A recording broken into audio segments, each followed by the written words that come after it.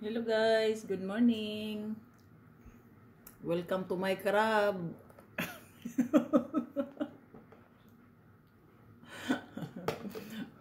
Welcome to my crab guys. Kain tayo. Kumakain na ako guys. I already eat with my rice. This morning, 10 o'clock in the morning. This is Filipina eats breakfast. And my husband eats, look at, I cook for him. Pancake. And this is his pancake, guys. He already ate. For his secretary. Yeah. So how many pancake you eat? Smells good. How many pancake you eat? I just had 2 and an egg. 2 pancakes But they're so and good, I can eat egg. more. So, but anyway, our crab, this is Filipinas breakfast. So, don't be wonder if Filipina have American or different nationalities get married to, and then Filipina always have rice in the morning. Only when my day off. So this one is our, it's not that. Oh wow.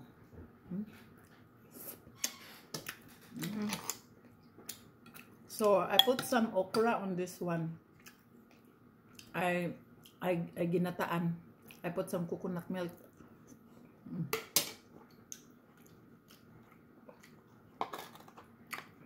So taba siya, no? Taba siya, oh.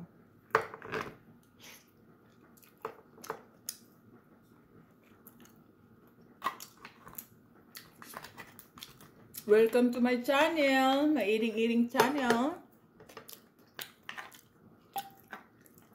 Tayo guys. Kakain tayo kasi. This one, I cooked this one last week.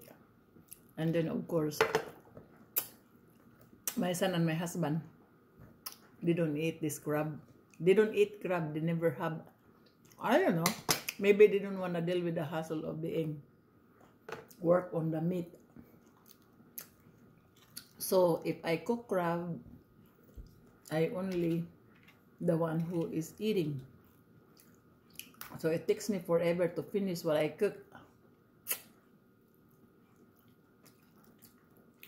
So I plan to finish this week because I cooked this crab, actually 2 crab since last week. And then I ate the one last week and this one is this week. You don't wanna cook and leave it for too long. So, nilagyan ko siya ng gata, nilagyan ko siya ng long beans at okra, at saka yung mga sili, at saka mga kalabasa. Kalabasa. Saka long beans. Of course, yung okra, malaway-laway. So,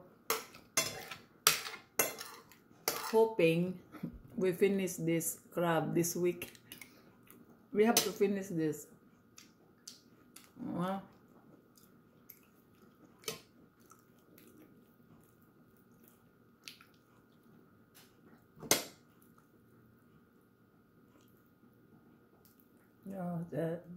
I put some. I think this one is the gata.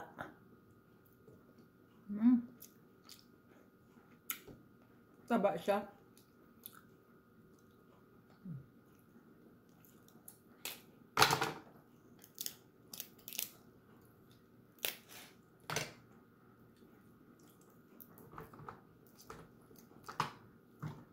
My son is at work.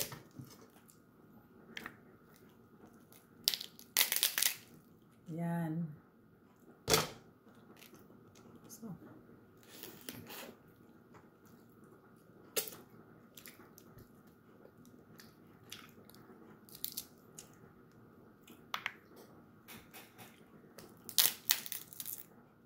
So it's a lot of meat, huh? And this is like a lot of crabs. I'm sure I'm not gonna be able to finish this. today.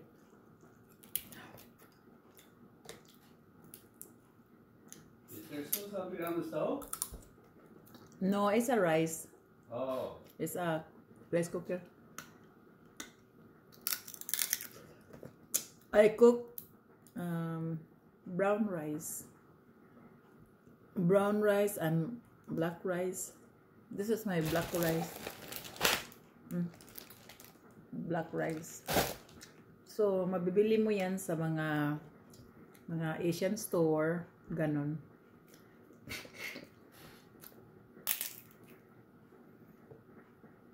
Yeah, it's pag tinatagal mo daw yung yung crab sa frozen, hindi na siya masyadong mataba, pero meron pa rin siyang laman. Taba pa rin siya.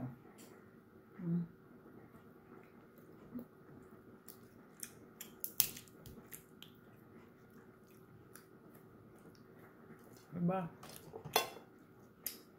And then, magluluto tayo mamaya ng supas.